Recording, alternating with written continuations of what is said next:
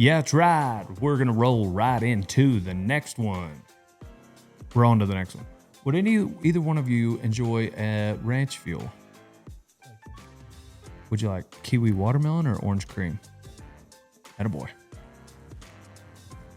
Yeah, go on then. I'll try one. Yeah, go on. I'll try one. Ladies and gentlemen, we have in the house Mr. Kyle Everson, and one of my best friends. Yeah. And Mr. Josie Wales. And I'm going to do my best to help you guys understand what it is that he's saying throughout, do a little bit of interpreting, and he is trying at least to speak English. He says he's learning to speak Spanish, but I'm thinking he needs to hit pause on that and try to learn English more so. But can you put the mic in front of your face? You're already messing up. Sorry, I'm sorry. How about we kick off this interview? We'll ask you the questions. All right.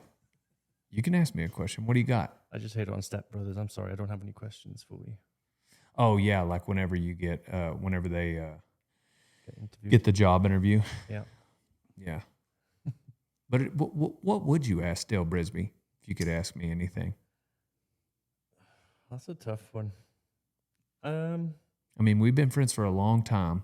I know. I'm your hero, and you haven't really had a chance. We haven't had a moment where you could just ask me the burning questions. I don't know. It's I'll ask the question everybody wants to know. What do your eyes look like? Yeah. Unfortunately, the only two people that know the answer to that would be my mama and the doctor that delivered me. You sleep with your glasses on. I've never seen them. And I slapped the doctor. The doctor didn't slap me, so gave him amnesia. He forgot. Yeah, you won't catch me without Sonny's, old son. Because I'm a man of mystery. I got something to hide. Well, there we are. That's all. That's the only question I have for you. Okay. We can carry on. Yeah, we can. I'm going to get to you, Josie Wales. You're from Wales, and hence the nickname, which I don't know how I feel about that, you going by a different name than your God-given name. You know what I mean? It's weird. It's weird. Well, True couldn't remember my name on the jig line. This is the first time I ever met him, and he knew I was from Wales, and he just hollowed out Josie Wales, and I looked around, no one else dropped off. So I thought, well, that's me, and it stuck from there, really. He called you Josie Wales? Originally, and then it's just stuck. Yeah. Well, but your real name is Prysor. Yeah, I mean, it's not. I mean, my Josie's just a nickname. It's not. No, I get it. I'm just giving you a hard time. Yeah. Yeah, for obvious reasons. Yeah. Regardless, Kyle, have you ever had any nicknames? Man, I started out with calling me Bulldog. Uh-huh. Then now I got a nickname, Evie. Evie? So yeah.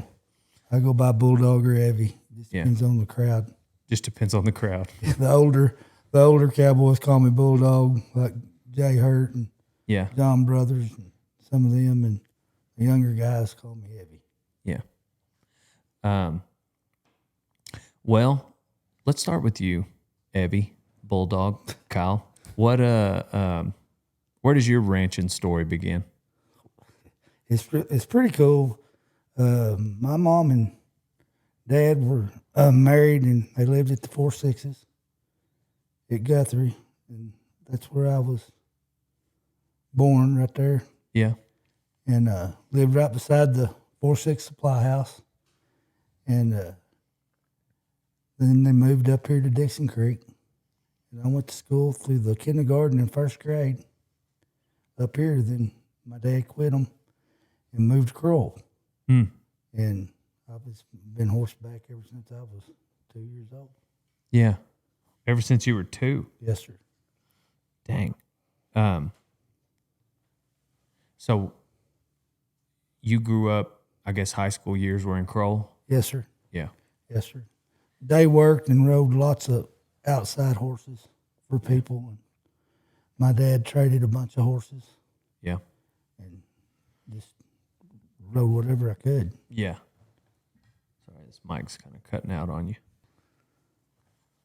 I graduated in 92 from Kroll, and I went to the ranch and feedlot operation in Clarendon, Oh, the RFO deal. 92 and 93. Okay. And I graduated from there, and I tried one more semester at Vernon. Yeah. And, man, I was hating school. Yeah. That just wasn't my deal. And Bill Elliott called me, said, hey, there's a job at Morehouse's. And he said, you may be interested, you may not, but Tom's wanting to talk to you. He's going to want you to feed out of a wagon and team up at Hall County. I said, well, I thought I'll go see. Well, I went over there and visited with Tom, and he offered me $600 a month with groceries furnished. And he said, I want you to go up there and feed through the winter. Then we'll pull the wagon out and brand this spring. Then I'll see if I want to keep you or not. Oh, dang. So I took the job. Yeah. So it was pretty neat, you know. I'll never forget the first day they were going to move me to Hall County. Tom, he handed me a pair of Craig Lewis leather scalper to go on your saddle with the Moormaker pliers Yeah. and a yellow slicker. And he said, when you quit, I want them pliers and that scalper back, but you can have that slicker. Well, we wore that slicker out. Yeah. Because his big deal was we don't get rained out, we get rained on. Right. So Yeah. then I stayed 3 winters up there feeding out of wagon and team. Dang. They moved me up there in a blizzard, Joe Leathers and Tom. And we get there right at dark. We had to trot in there. We couldn't even drive in there. So we trotted 4 miles in there to a camp called Badger's Nest. And it was Badger's Nest, all right. I mean, it was not a very good camp. Yeah. You could build a fire in the living room and put a cup of water in front of the fireplace and it'd be ice. Ooh. You know, it was pretty cold. And that next morning, he hooked them horses up and showed me how to work that team. And by 10 o'clock, they left. And there I was up there all winter with no telephone. And had my personal pickup up there, but, I mean, I couldn't get a hold of nobody if something happened. Yeah. But on the other side of the ranch at Deer Springs, Terry Bodeker, Will Bodeker's dad, lived there. And Dang. That's where I knew Will from. He was a little bitty when Dang. I was up there. So Terry checked on me every day and made sure I was still alive. Right. But it was pretty cool.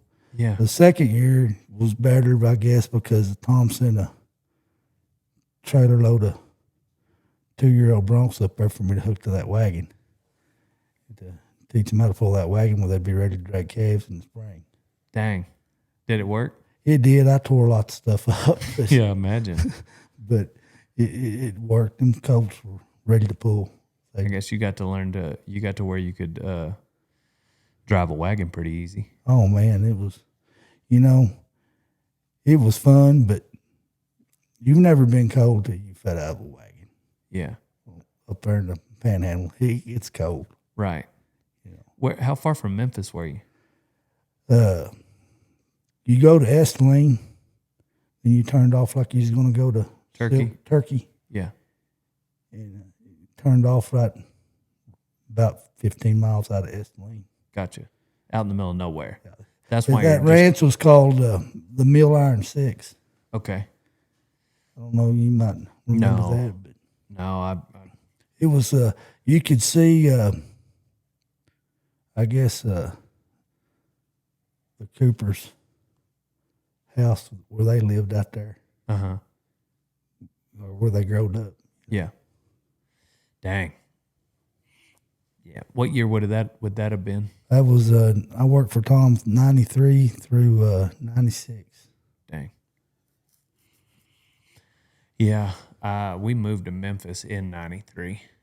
So I would have been over there. But not necessarily in that part of the world. That is out in the middle of nowhere. That's why you got to call it by the county. Yeah. Yeah. Not quite as remote as where you grew up, though, Josie. I mean, yeah, you go to Oklahoma and you take a wrong turn, you'll end up there eventually. Yeah. So where did you grow up? Wales, Yeah. not New South Wales in Australia, like a lot of people think. It's Wales United Kingdom. It's Yeah. made up of 4 countries: England, Scotland, Wales, Northern Ireland, over in the UK. Yeah. What was life like over there? Yeah, it's nice. Yeah. I mean, like, there's no cowboying at all. Yeah. Nobody uses horses for work. Horses are used for pleasure and fox hunting and stuff like they don't use it for cows. Yeah.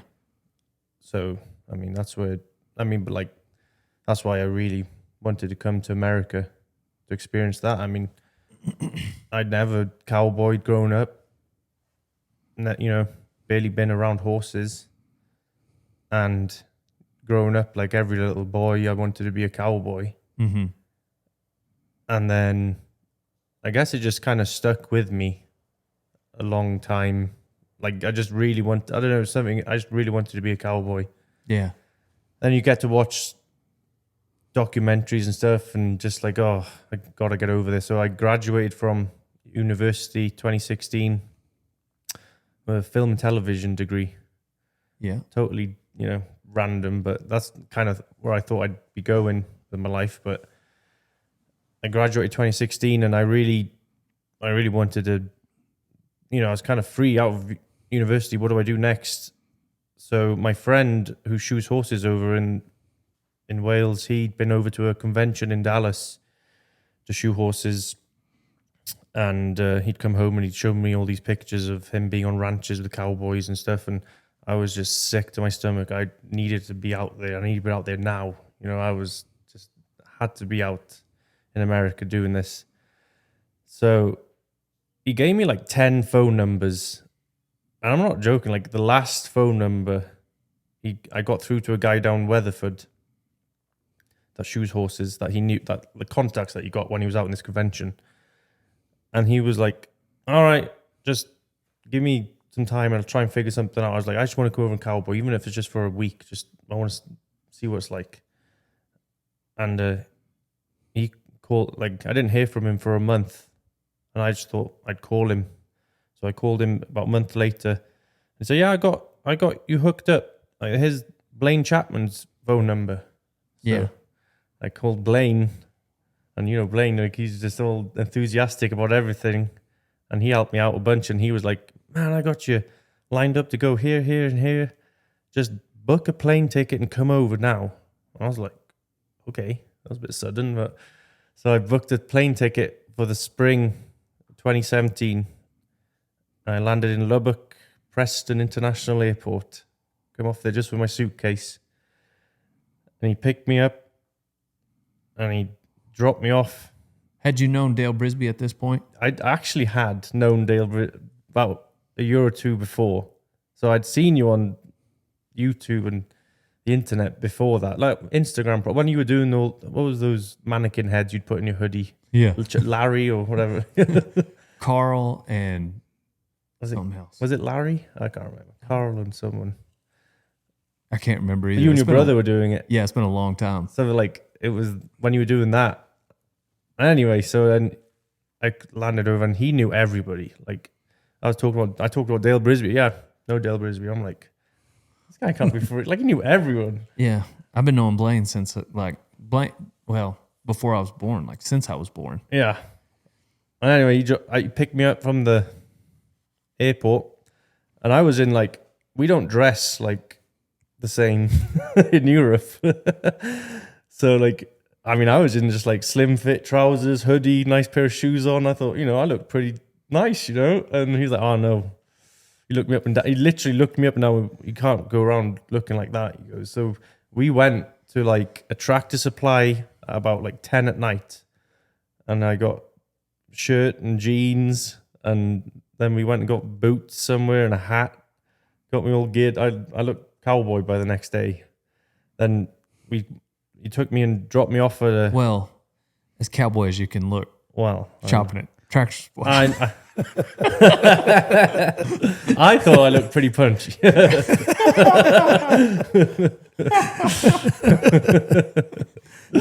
I looked pretty cowboy. Yeah, I looked pretty cowboy. Compared to anybody in Europe. You Oh, did. yeah, I was cowboy. Yeah.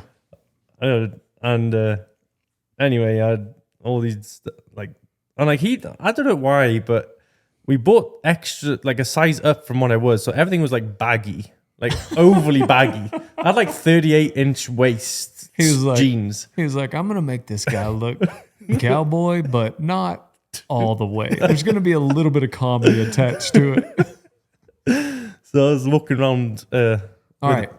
Well, wait a second. So you walk out of Tractor Supply and you're going where first? Like after Tractor What ranch? Oh, so actually I went with Austin Garvin. He dropped me off with Austin Garvin at Muleshoe for a couple of weeks. Weldon. Yeah. Okay, pause. We're going to go back to Kyle. Sorry. Here we go. I want to hear more about Tom. So you're working for Tom. How old were you then when you I was 19. 19. Yeah. So was he a hard ass? Is that a good way to put it? Well, yeah, it was comical. He would sit there and watch you eat breakfast. He wasn't scrambled eggs. He fried them where he'd see how many he was eating. Well, every morning I'd rake off 3 or 4. I was going to be here all day anyway. Yeah. And he'd say, you going to eat all them? I said, yes, sir. He'd just shake his head and walk off, 3 years. So did you feed out of that Badger camp every year? I went to, first year was Badger's Nest. Then they moved me on down in the middle to a camp called T-Bar. Okay. It was between T-Bar and, between Badger's Nest and Deer Springs. Okay. On the same ranch. Yeah. And it was just the old camp house. I mean, you could flush your commode and hear the rattlesnakes rattle. Yeah. I mean, it was, my mom, she come out there one time, she said, I will not be coming back. Yeah. I'll come see you, but I will not stay out here with you. Right. It was just the old batch deal. But no, I really learned a lot from Tom. It was pretty cool. We trotted a lot. Yeah. There wasn't much halting in the trailer. We left before dark. Before daylight, we'd be trotting. When I lived in the bunkhouse during the spring and the summer and the fall, I think there was about 6 miles maybe from East Camp to his house, and he'd have me trot. He'd call me at 3:30 and said, we're going to leave from here. Come on over and eat breakfast. Well, I would trot from East Camp to his house in the dark. Then we'd eat breakfast, and we'd load up in the trailer, and we'd drive right by East Camp, going back the other way.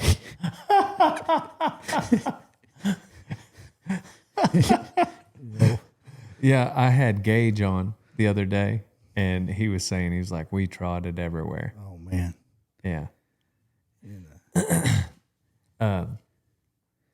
Dang.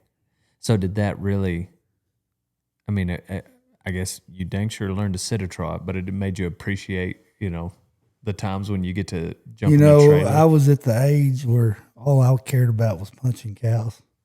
19 years old, working for Tom Morehouse. Right. This is cool. Yeah. Now today, me being 52, I'd rather haul to the backside, instead of trot. Guys, I will forfeit part of my check for the diesel to be, so that we ain't got to trot 19 miles. Yeah. I mean, there was times that we would drive cattle, probably 16 to 17 miles or maybe farther. And we'd get to the pens and probably go through a couple of ranches, that wasn't Tom's. And we'd get over there with them yearlings, and he'd say, well, he said, we're going to haul back around. If y'all will drive our horses back, we'll see y'all at headquarters. And we'd drive them horses back. Yeah. Dang. Didn't you, what was the spring you said that you and Bubba did all that flanking? I'm thinking it was probably 95. And what was the setting? Tom and John, they had all that country leased from Gale to Dundee to the League, Hall County. Then they leased the Tongue River. Mm-hmm. And we went and helped them brand all that, me and Bubba. And we branded the Tongue River. Then Bubba was working at Pitchforks. And then he was neighboring, so I was neighboring going to Pitchforks. And I guess it was probably 3 or 4 months we were at the wagon at Morehouse's and Pitchforks. But I'd wrote it down in a tally book. On one side, we flanked 3,200 calves. God. Never got to drag. Dang. They wouldn't even ask us to drag. They just said, Tom says, if you want to drag, you can drag your ass down that rope. That's what Tom would say? He said, if you don't like it, you can get the tail. Yeah. Every morning he'd look at me and says, Kyle, you're going to flank today. I said, okay. What'd you say? They said, when you get tired, just switch sides? Yeah. So get tired, just switch sides. If you want to drag your ass down that rope. Yeah. Flank another calf. Oh, man. So is that the same time that the picture of you and Bubba? Yes, sir. And then there's a picture of Bubba on the cover of Texas Cowboys? Yes, sir. Yeah, so it was that. Yeah, that was took at, I believe, Batch Camp Pens at Batch Camp. Okay. Pitchforks. It was a dusty. I remember that day. Yeah. It was so dusty. Right. I mean, you couldn't even see the man in there in the herd dragging. Yeah. It was crazy. Yeah, he looks like super cowboy and stoic. It's a lot of times I'll walk by the book and think it was a picture of me, and I'm just like, oh wait, no, that's Texas Cowboys and it's Bubba Smith. Dang, that's Kyle Everson. Yeah. Okay, back to you, Josie Wales. You got your Tractor Supply suit on. It's 2017. Got my Tony Lama snake boots on. Blaine Chapman drops you off at the Mule Shoe Ranch. Mm-hmm. So what's day one like? I didn't have leggings, so I had to borrow some ladies' cutting leggings. No, you didn't. Yes, I did. There's a picture of me with a bull. I didn't know. I mean, it's okay. I thought you were setting up a joke. I thought we were friends. I thought we could talk about this. We're in the nest. We're in the nest. And yes, we can. No one's going to see this, right?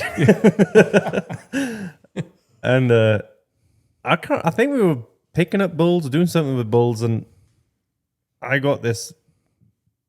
The crew had gone to get other bulls, and I was dropped off, and I had this bull in front of me. That's all I can remember. And I was trotting him up to the pens. I had my cutting leggings flapping in the wind. Had you ever been on a horse at this point? I mean, I'd been a couple times on a horse. Hold on, I got to fix this light. Hey, old son, if you're like me, you eat a lot of steak. I love to cut into a juicy, tender ribeye, cooked medium rare, and it came from the 4-6's Ranch. That's right. You can get your steak from 46steak.com. And for a limited time, now through the end of August, use code DALE and get 15% off on orders that are above $50. There's a link below. All you got to do is click it and go get yourself a ribeye, get a brisket, get whatever you want, old son. You'll be eating like a king, like Dale Brisby. And the odds are that I ranched on that steak, maybe even while I was filming Yellowstone. Well, Taylor Sheridan was filming it, but I was the star of the show.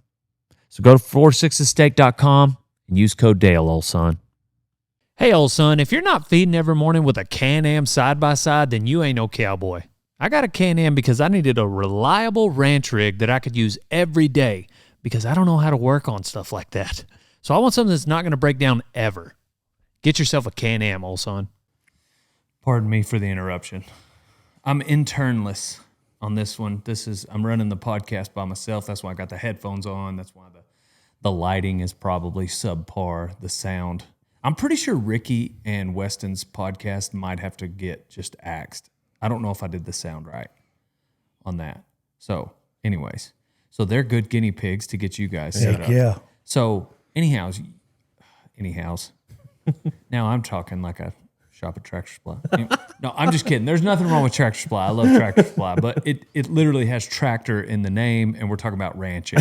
So I can't help but make at least a joke about it. Love Tractor Supply because Rodeo Time's going to be in there with the apparel line. Regardless, one of these days when they call. It's not like official or anything. Well, we stopped at Tractor Supply on the way up, didn't we? Yeah. I could spend a lot of money in one. It's not normally where I might get my clothes to ranch, but regardless, you did. You're looking good. Oh, you yeah. got on Feeling good. female leggings, Yeah. Flapping in the wind. flapping in the wind, riding in there like John Wayne. John Wayne, baby. So you had been on a horse up at this? I mean, up a to this couple point? of times. No, there was a guy that I neighbored with at home, and he'd check his cattle with a horse, but they weren't cow horses. They were just trotting horses that he'd go around and check cattle on. But that's where really like I wanted to cowboy more is when I doing that. We didn't rope anything. We just, instead of taking a 4-wheeler, we'd just go out in a field and like no one else did it. Yeah. So I couldn't ride like, well, I still can't ride very well, but I mean, I can't like, now, I guess, Yeah. like, my horsemanship, Has improved. yes, Right. since then. So I'm just curious, like thinking back to that first trip, that first week, month. How long were you here your first time? Like 80 days or something like that. Yeah. So you got to do quite a bit of ranching. Mm-hmm. But I mean, looking back, like how do you feel like riding around on a horse? And did you even throw a rope? I was on Kyle's horses the first time I drug a calf Really? at the circle bars. Yeah, it was. And then, I mean, like but it wasn't just the ranch, like everything was like, I landed here, like I was in Lubbock, like it was like, everything was like you'd seen on TV. Like it was weird for me. Like it's not for you because you've grown up, like a yellow school bus. It was like, they actually use them. It's not just on TV. Oh, Yeah, like everything was like they drove on the right side of the road. yeah. The road signs were green. Yeah. Like everything. Like I was taking pictures of everything. I wasn't taking pictures of like, school buses, but like I was just I was taking pictures of like like everything. Like Yeah. I couldn't like it growing up, you'd see it on TV. And I was just like, oh my gosh, this is crazy. Like just America, Right. America. America. Yeah. So, where all did you get to go in those 80 days, your first trip, 2017? Muleshoe, Circle Bar, Sixes. Yeah. And that's where we met on the wagon. On the wagon. Yeah. Yeah, I remember that. I remember Reggie called you and he was like, I was talking about Dale Brisby in the back of his pickup one day, and he's like, oh, hold on. And he called, and give me his phone. And it was you. And I was like, oh my gosh.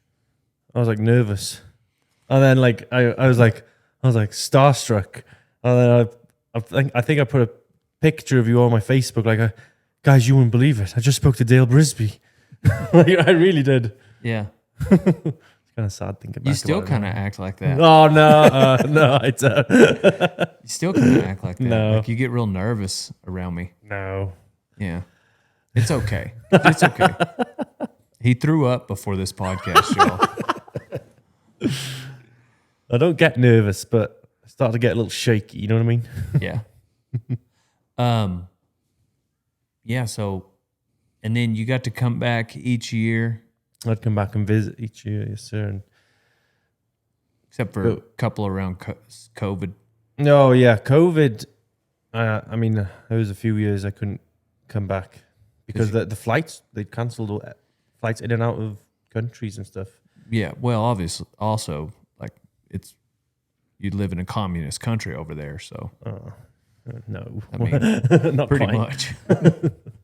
That's what someone would say if they'd had a war with us, you know. Yeah, and one.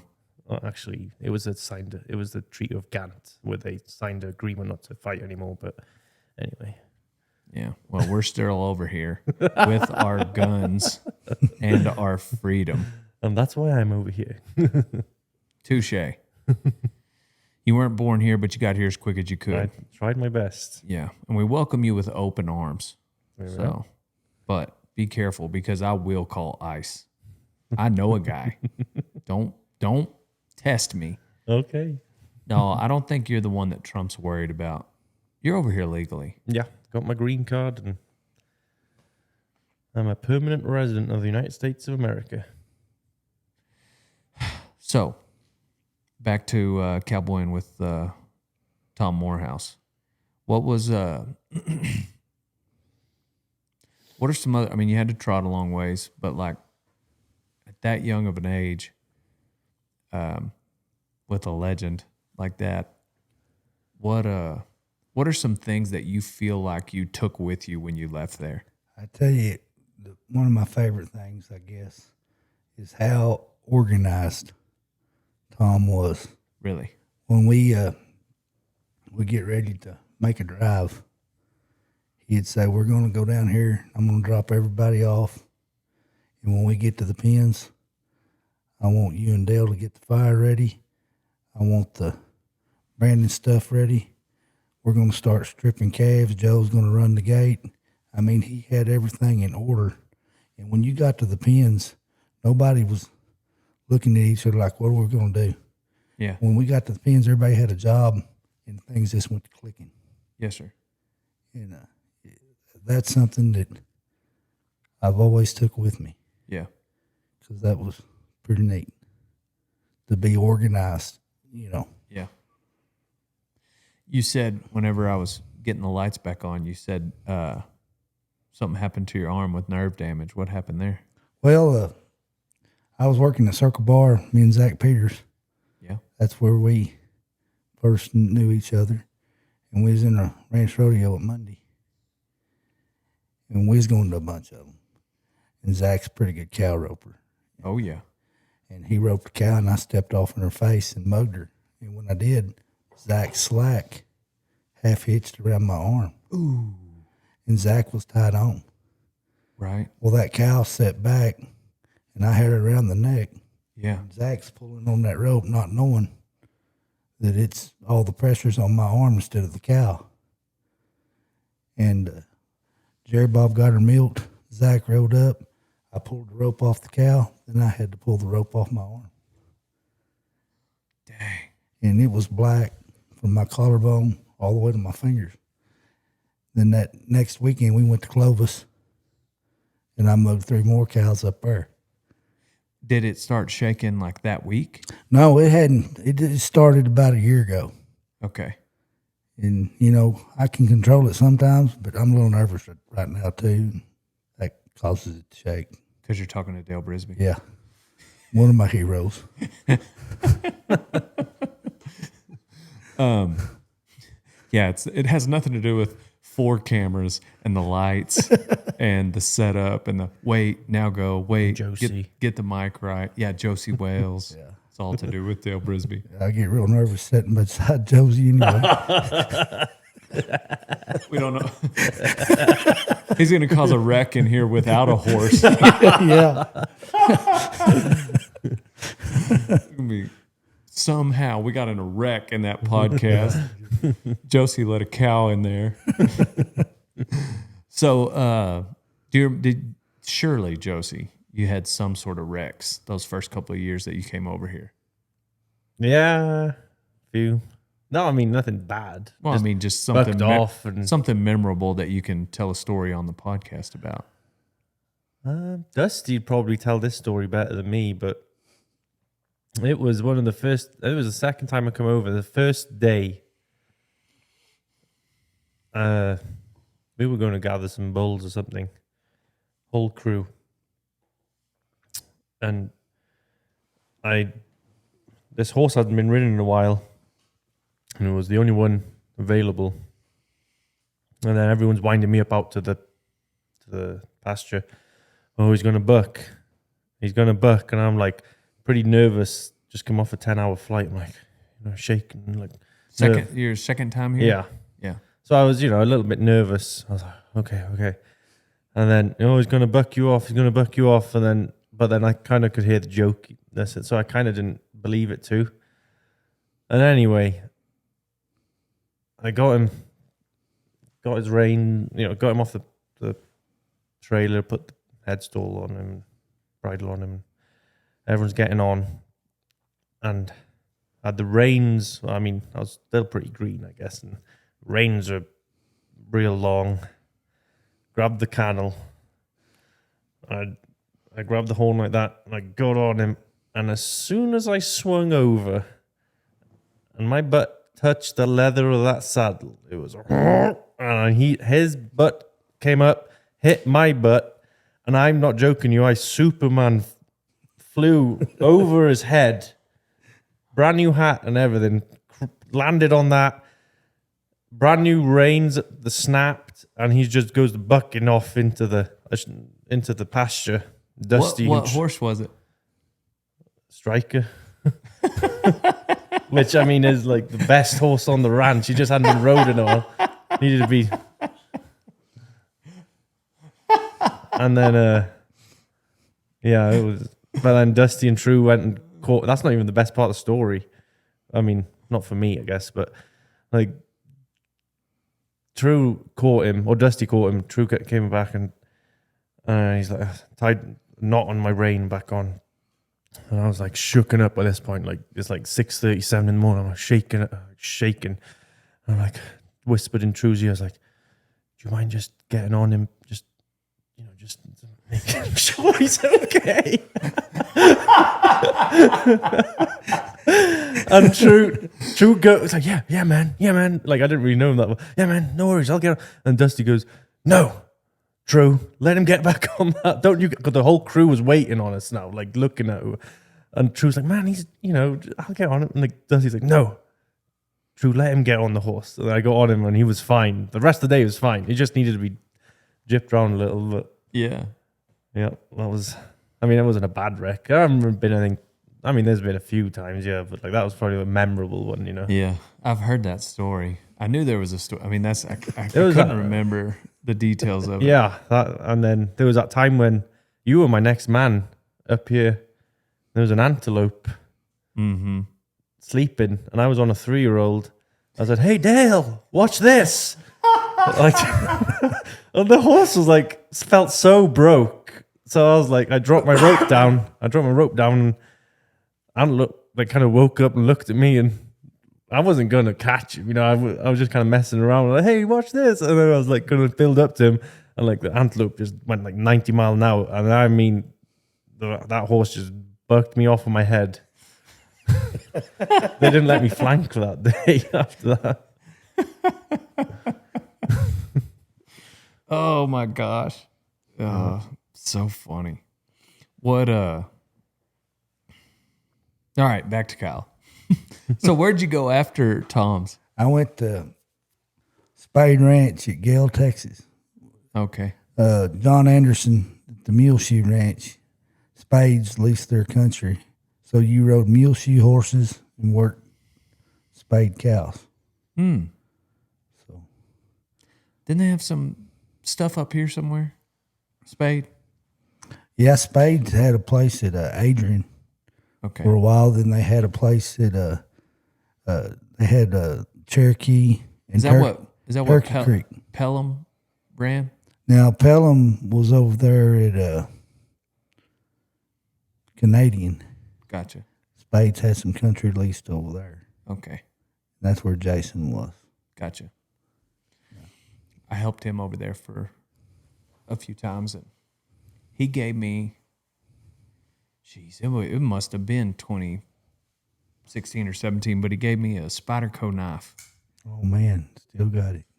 Well, I still had it till about a month ago, and I lost it. But it was just like this. Oh, man. And so I ordered one online. But I think it's in my house somewhere. But it's a flipper like this, and I'm not sure why he decided to be so nice to me and invite me in, stayed at his house, worked some cows, but he gave me a $300 pocket knife, and I carried it with me forever.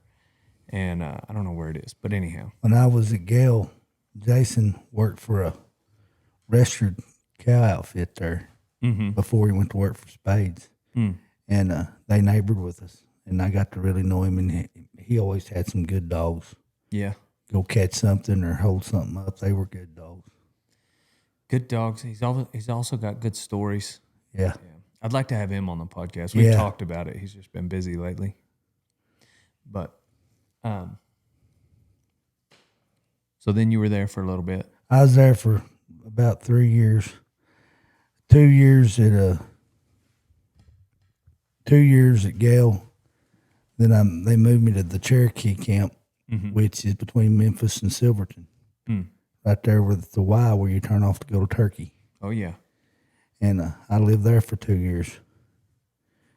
Then I left there and I went to day working, and then I got married and went to work for Jerry Bob Daniels, Circle Bar and Ranch, and I worked there for 15 years. Dang. Golly. That's a good run. Yeah. You know, we were talking, me and Jerry Bob, when I was in the 8th grade, they had the Y Ranch lease between Paducah and Crowell.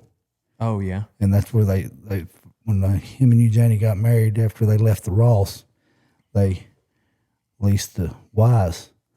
And I was in the 8th grade, and I started day working for them then, and we figured it up. I'd had a day working check or a check from them for 32 years. Golly. That I'd worked for them. Yeah. So I thought that was pretty neat. And you got to work around Joe Leathers when you were at Tom's. Yes, sir. Joe was my wagon boss. Neat. The whole time? The whole time I was there. Yeah.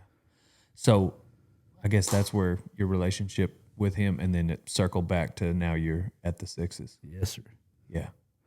Because you've been friends with Joe for, sounds like, a few decades. Yeah, me and Joe, we had a lot of fun together, and I learned a lot from Joe. Joe's a good horseman.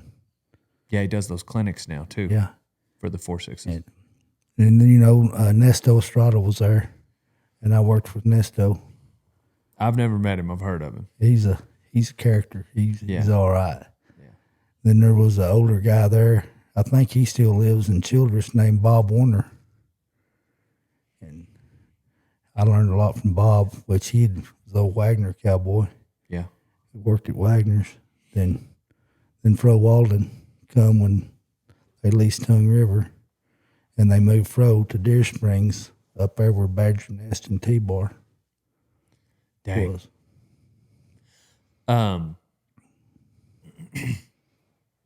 So when did you run into Josie?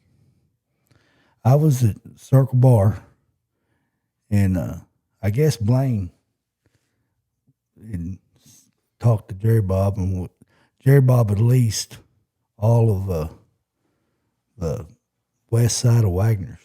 Okay. The Davis Camp and Cedar Top, and he tried to put a couple men over there, but things didn't work out, so I was taking care of it when we went to cleaning it out. Okay.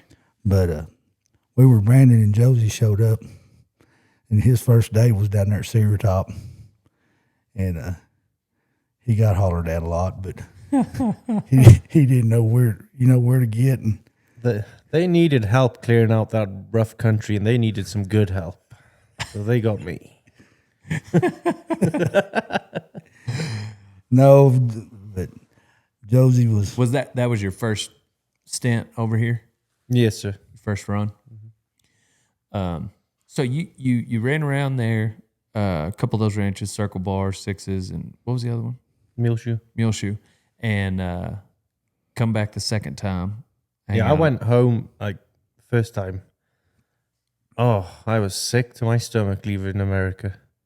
I mean, I was just didn't want to leave, Yeah, but like you had to. But oh my gosh, so I would do anything to get back over. So I saved up all year, buy a plane ticket, spending money, and come back over. yeah.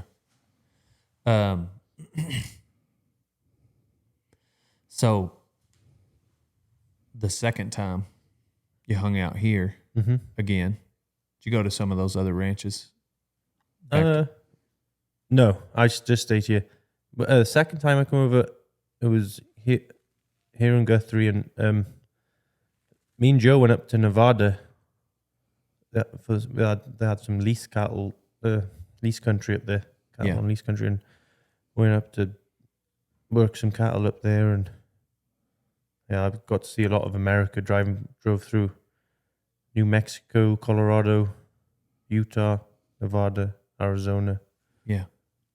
It was pretty cool. And then so you just fall in love even more. How many days did you stay then? About the same, yeah. Was it easier or harder going back? I mean, about the same. Like it was, this is like after that first time come over, I was like, this is my calling. This is what I want to be a cow puncher. Right. Like that's all I wanted to do. Like nothing else. Yeah, I'd do anything to come back over. That's all that was on my brain was I wanted to be a cowboy. After being here for 80 days at a time, when you went back to Wales, did you have this annoyance to some of the freedoms that you didn't have, even though it was only 80 days? Like Did you begin to feel like, oh, this is the big difference, and I Yeah. can see why Americans enjoy their freedom because I mean, like, did you feel less free? When you went I home? mean, I don't know. It's just a different. I don't know. It's a tough one. Isn't it like 30 people a day get arrested over in the UK for like stuff they post on Facebook? Yeah, I mean, there's stuff like that. I mean, like day-to-day life is pretty normal, if you work in a town or something. But I don't know, like I mean, the freedoms. There's more freedom over here, yeah, in terms of freedom of speech, and there's a lot more stuff like that you can do over here. Yeah. I guess, but I mean, like, was any of that your appealing to you when you came over, or is it just about the cows? I mean, America, like I'd grown up watching American movies, the way of life, and like, just what, I don't know how to explain it. Like the Sandlot, watching that, just like kids just, like we'd do that at home and cycle around on bikes and stuff. But like, we don't do baseball, and like, I want to go play baseball like those kids in America do on TV. I don't know.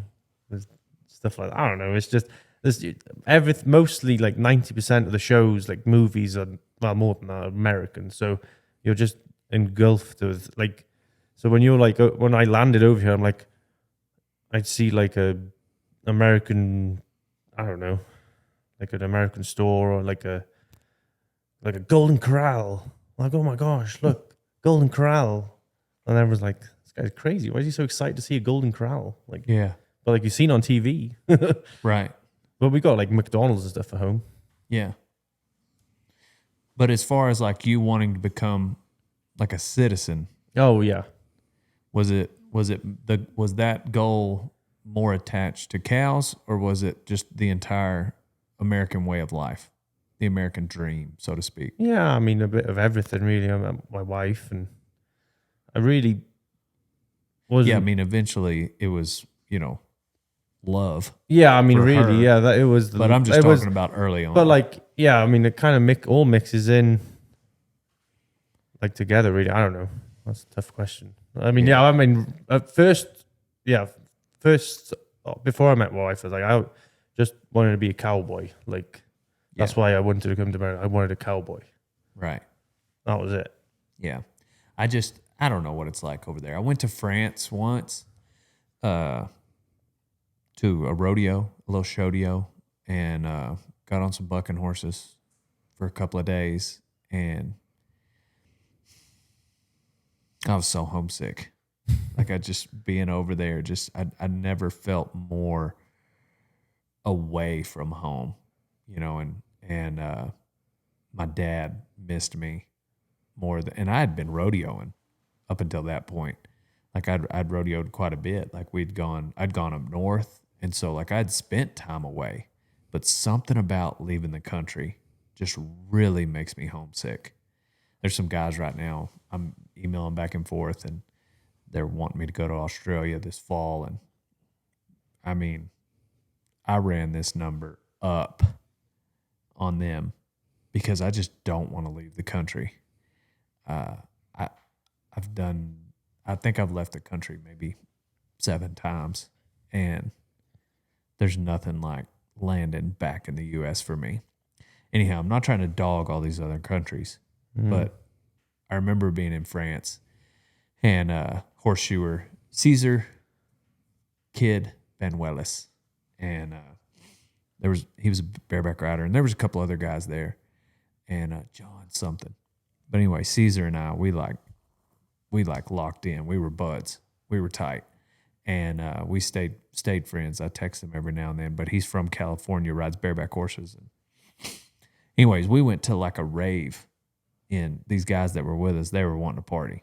These other bareback riders. Like, was it in a abandoned warehouse or like a field? Dude, this looked like old school, like Paris, France street. Like, there's like the big churches, and then we go down this side street, and there's like Italian food places, and we ate Italian food, and then there's this strip of bars, and we go into this rave where there's like a balcony and a bunch of French dudes like looking down at some weird cowboys. And Caesar had to go to the bathroom, and he took off and came back. He was like, man, I was like the Born Supremacy in there. I was checking all the exits and reading it. He's like, we don't need to leave each other's side anymore.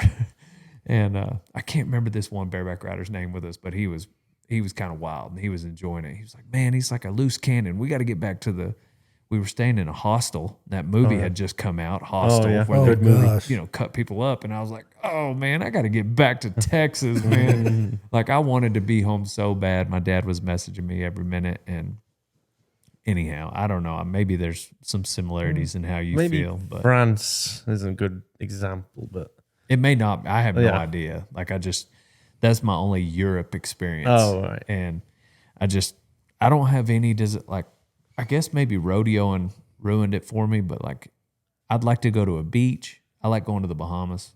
I've been there a couple times, but because it's only like a 2-hour flight out of DFW, in case y'all were wondering. And it's a very inexpensive trip. So if you ever need to go on vacation, look into the Bahamas. But regardless, like, I'll go to a beach. But other than that, man, I like staying in Texas as much as I can. You ever been out of the country, Kyle? No, I have not. You've not even been to Mexico? No, sir. Dang. I bet you would get homesick too. Yeah. I would. You took off. Yeah. I went to China. What about China 50 it's in your mouth? Oh. Got him. I'm just kidding. So you went to China. How was that? Even more communist. I'm not. UK's not a communist country. Yeah, just so that you know. Yes, it is. No, It's no. pure socialism, communist. Yes, it is. Well, it's not. It's No, it's not communism. No, You're it's right. not. No. It's If you get arrested for talking crap on Facebook, that's towing the damn line to communism. well, yeah. I don't agree with that. You know what I'm saying? Yeah, but You should be able to call somebody an idiot on Facebook. I know that's what it's for. And I don't know. I know. Like, maybe they might argue, like, well, that means like now we're they're way more well behaved. Like, no, they're more submissive. People got to be submissive. Like, you got to be sheep. You got to follow. Like, I'm not saying it's right to just call people an idiot, but I kind of want to have the freedom to. Like, there's no nobility to just not calling somebody an idiot just because you're scared of the repercussions. It would be way more noble to have the freedom to call him an idiot and then not. That, to me, it's like, okay, now that guy is a nice guy. This other person's just scared of the cops. I don't know. Anyways, I'm sorry. I'm not trying to dog you. No, I it's really fine. not. No, yeah. That stat about the 30 people a day getting arrested, or 30 people a week, whatever it is. Maybe it's an hour. I don't know. But anyway, sorry. Go ahead. I don't know where we were. You've been over here. Yeah. You're an American Yeah. now. Yeah. So I do have some UK fans, and I hope y'all aren't mad at me. I do love y'all. I know, especially that the UK office is better than the US one. Gotta, Whoa. that's fact. Now we are really going. This podcast has really gone downhill. Fixing to be The fisticuffs here in a minute. the UK office is nowhere close to Jim and Dwight and Michael. It's better. And you know why? Because Ricky Gervais wrote the US office. You're just really mad that we took y'all's thing. No. And we made it even better. Kind the of like UK your country. The UK office came out before the US. I know. That's what I'm saying. We took y'all's thing and we made it better. No. I mean, it's really good, the UK one. I can't stand the US one. It's Can't just stand it. Well, I mean, maybe that's a bit of an exaggeration. It's a tough watch. I can't find It's a tough. I can't. Some stuff. It's just not as funny. It's just, my humor is different, I guess. It's more my like you know, your humor is like you laugh at like silly things. Like mine's more like maybe more intelligent. I guess. Touche. Okay. Yeah. All right. No, there is some funny bits in the US one, but I'll give you that.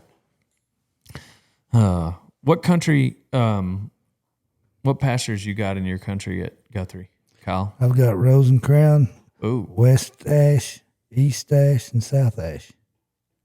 dang. And man, I love it. Yeah. It's some cool country. Yeah. Rosencrown's a little wild, huh? Yeah, it's pretty neat. Josey get lost in West Ash. I get lost in horse pasture.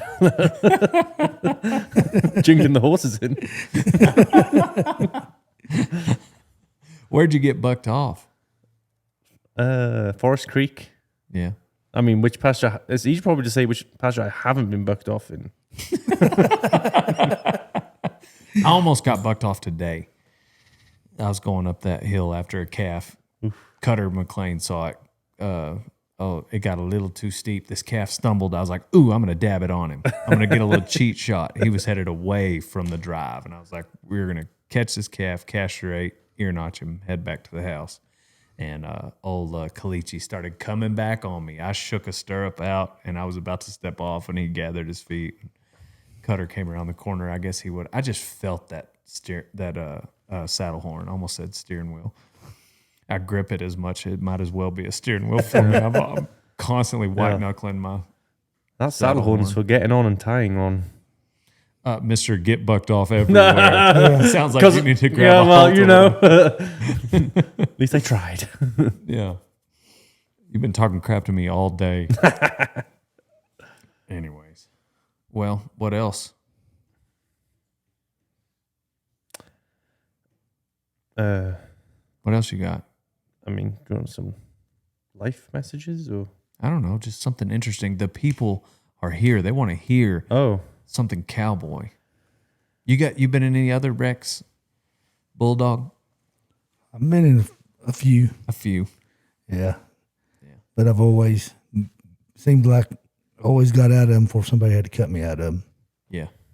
I mean, if you stay long, riding to the scene of the crash, you know, Yeah. usually you're out of it. Yes, sir. Well, I appreciate you guys jumping on. I just I don't know. I love catching cowboy stories. I got one last message.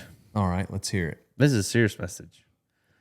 I get a lot of messages, people asking me, how'd you get into cowboying? Mm. Do you get a lot of them? Yes, every single day, all the time. People will ask me how to get started. And what you say is right. Like, you know, get on somewhere that'll, you know, let you come stay or, you know, help out and just show them that you're willing to work hard and all that. But like, you know, with me, it's a bit different. Like I didn't know anyone before coming over, but I just think as long as you know, really work on your dream and you really believe and like cowboying something you really got to want to do like real bad. Like it's not something you kind of like just do, you know, kind of half-hearted. Like you've really got to put your full life into it because it's a total way of life. Yeah. And I think for anyone, you know, that's like, you know, wanting to do it, like you've really got to want to do it, and it's a really rewarding, you know, way of life and a job. But I don't know where I'm going with this, but I don't know, just really go for it if you're going to do it. Don't go in there half-hearted. Go. Well, we talked about it a little bit on Weston and Ricky's podcast, where I do get a lot of people that ask, you know, how do you get started ranching?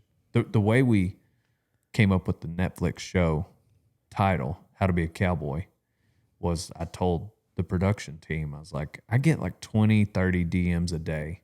How do I get started riding bulls? How do I get started rodeoing? How do I get started cowboying? Because like yourself, I'll pop up on someone who's interested in lifestyle. I'll pop up in their newsfeed. I'm making videos every single day. So it's just, if you're searching that stuff, you know, I'm going to pop up. And so I'm a person out and I respond. I like to respond to messages. I try to respond to as many as I can. And so I get that question a lot. Like, I mean, there's always the, you know, the TikTok video where the girl starts off like, a lot of you have been asking about my skincare routine. Like, nobody cares about my skincare routine. Nobody asks me other questions, but a lot of people, I will say, ask me, how do I get started ranching?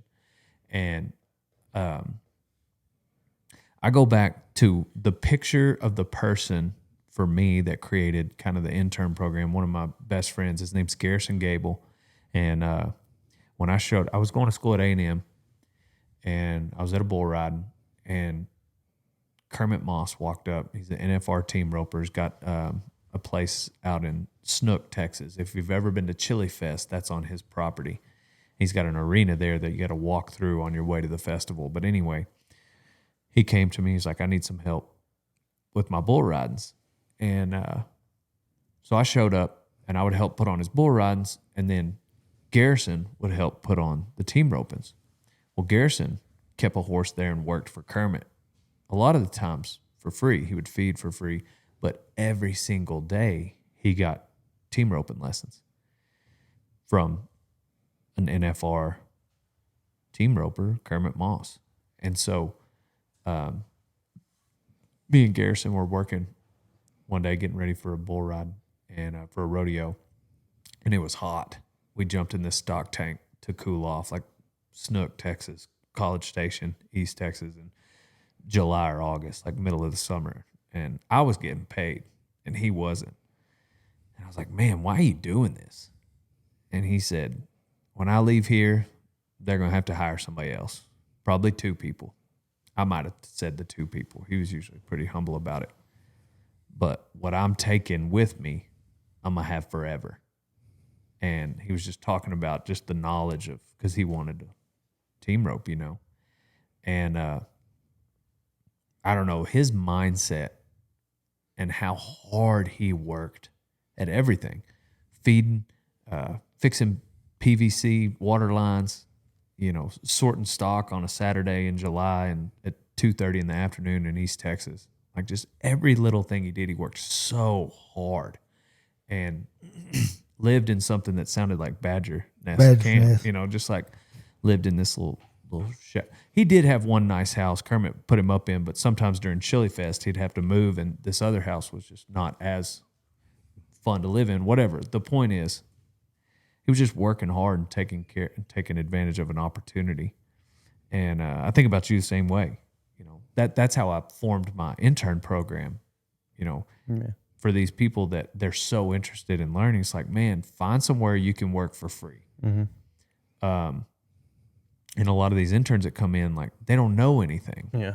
If I'm like, why would I pay you if you don't know anything? And like the main thing too is like people, they see these movies and they see the cowboy on a horse and they think that's the job, you know, just riding a horse. It's not. There's a lot more to it and a lot stuff they don't show on TV. And that's what brought it up with Weston and Ricky. Oh, really? Because we were talking about processing and you know, feeding in the, you know, like feeding in the wintertime. Like, people get to watch and see the, you know, the sexy part, the romantic part of cowboying, which is right now. But even for full-time guys, like, you guys might get to do 4 weeks of branding and dragging calves. And I mean, you're on one of the most prestigious ranches in the world. Maybe 5 weeks if you neighbor here and there. And then the rest of the year, like, you're riding your horses every day. You're putting out mineral. You're fixing water gaps. Having you're out doing heifers. you're feeding in the wintertime, calving out heifers. Like, you're doing the hard work.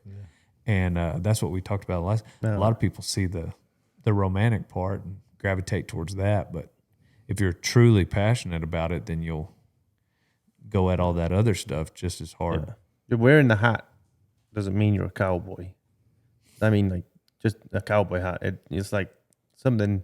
I have to wear this cap right now because I'm the audio guy. No, I wasn't on about your hat. I meant like a cowboy hat. I'm the one that tells anyone people. can buy. I mean, anyone can buy a cowboy hat. You can buy them at a gas station. Tractor supply. Yeah, tractor supply. No, they got some good cowboy hats in there. Let me tell you.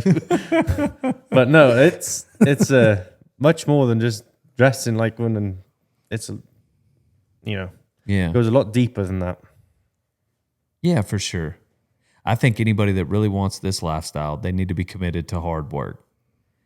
And whether it's rodeo or ranching, you got to have a good attitude and willing to work hard. I was running a little ranch, Leroy and I, and it was my second to last full-time job. And my boss there, an oil and gas company owned this ranch, and he said we were leaving. They gave us 30 days because we were 1099. It was kind of weird. We were managing the ranch, but we were contract labor. It's just the way the oil field works. You know, they don't want to put anybody on payroll. And so they gave us 30 days, and we had to get all our horses and cows off the place. And my boss, I didn't know where I was going to go. You know, didn't have hardly any money. I had some cows, but that was it. And he said, man, we change a lot in the oil and gas industry. We had to like move job to job. And he said, I've always found that, you know, it always got better. And I thought about that a lot. And I kind of realized about him that the two things were true. He had a good attitude and he worked hard. That's what made it better. If you have a crappy attitude or if you don't work hard. And so I left there and I went to Doctor and Yearling's around where I'm at now. And it got better. Yeah. We were making a fraction of the money. I lived in my sister's office. And but it just got better. You was happy. I was happy. Yeah. And then I went full-time rodeo time and it got better. But I had a good attitude and I was willing to work hard. Yeah. And anyhow, that's what I think. I think if you go into a situation with a good attitude and willing to work hard, then anything's possible. And it could be, you got to love it. Oh, yeah. It's hard to have a good attitude if you're doing something you don't love. That's right. But we're fortunate we get to do something we love every day. You know, I feel, sorry for some people that go to work and they don't love it, but they do it because they have to. That's sad. There's more to life than that. But it's easier to say that when you're not in this situation, but Well, there's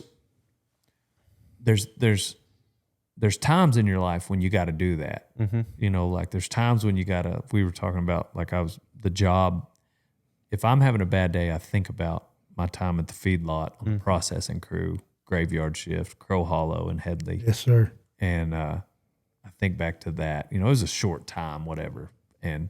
But like, there's times when you gotta eat a crap sandwich and you do the hard job to get through it. And I think that God blesses us with opportunities.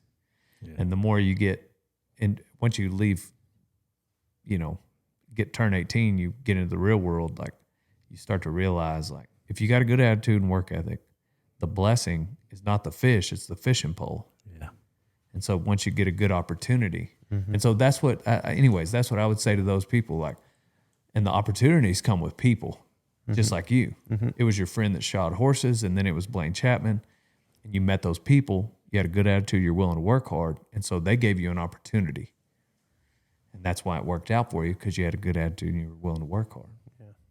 And then you also were willing to burn the boats. Yeah. Sell out. In a good way. Yeah, I mean, yeah, you know, this is where I want to be. Yeah.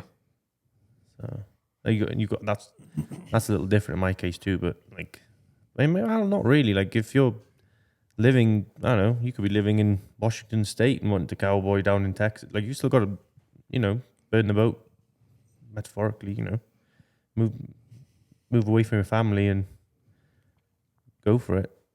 What's that job for you when you're having a bad day, Kyle, that you go back to and you're like, man, at least I'm not doing this thing? I went to the oil field. Oh, did you? 49 years old, roughnecking. Ooh. And that was tough. Yeah. I was there probably 8 months. Dang. On the floor. Ooh. And up and down them stairs, and I mean, just moving around with them 18, 19, 20-year-olds, you know, and yeah. And I'm glad I'm punching cows again. Yeah. Yeah, that would be the only. The oil field seems like one of those places where it's like, man, hopefully I can. It's a young man's deal, and me going at 49 years old, you know, yeah, it was a different deal, different yes, ball game. In the oil field, everybody's looking out for themselves. In our world, punching cows, we're looking out for each other. Yeah, it's all about the next man. Yes, sir. We're taking care of the next guy. Mm-hmm. And, you know, I think about that all the time. Yes, sir. That's probably the hardest thing to adjust for me, going from cow punching to a different job and back to cow, is that sense of... You're inherently selfish. Yes. You don't want... Yes. It's like the brotherhood you have, yes, sir, in the cow punching world, and you go to work with the crew guys somewhere else, and they won't come help you do so. What were some of those jobs you were going back to? I mean, like laboring on a construction site. There's like a couple tons. Yeah, I remember a Snapchat. You were like hanging drywall. Yeah, stuff like that, and just not. I mean, that wasn't too bad. Like, but there's like, you know, a couple tons of gravel outside, and you got to shovel it, or you know, move stuff and with your hand, like rocks, and like that was, you know, I'm like, man, I wish those guys in Texas would be here to help, because I know they'd be straight in there. Don't even ask; they just see you do something, they'd jump in and help you. Yeah, it's hard to, I don't know, adjust back to out of the cow punching world, you know. Man, it's sometimes like in college, I took a religions class. You know, I got to thinking like, man, I grew up with a dad who showed me the Bible, and I just wanted to be like him. And he punched cows, and I don't know, I just wanted to be a cowboy, and I believed in Jesus. And well, anyways, I didn't like start doubting what if he was wrong, but I took this religions class just kind of curious, like, what does everything else look like, you know? And it really, studying these other faiths, it really just made me even more firm in my belief in Christianity, and And side note, the reason being, I feel like all these other religions are works-based salvation. In each religion, we had a chapter in the there's a little segment where it would say path to salvation for that religion, and all of them had works attached to them, except for Christianity, for by grace we have been saved through faith, not from works, so that no man can boast. Ephesians 2:8. Regardless, I was thinking about that today. Like I was just trotting, and I was like, man, my old man was right. He was right about Christianity, and he was right about punching cows. And I haven't had shit. My camera came unplugged. I'm just looking at it right there. My camera's off. All of them are, I guess. No, just yeah, sure. Oh well. Almost done. Anyway, people haven't seen my face probably since I changed that light. We'll just like freeze frame a picture of me. But regardless, like, yeah, I was just trotting, thinking like, dang, I was born into Christianity. I was born into being a cowboy.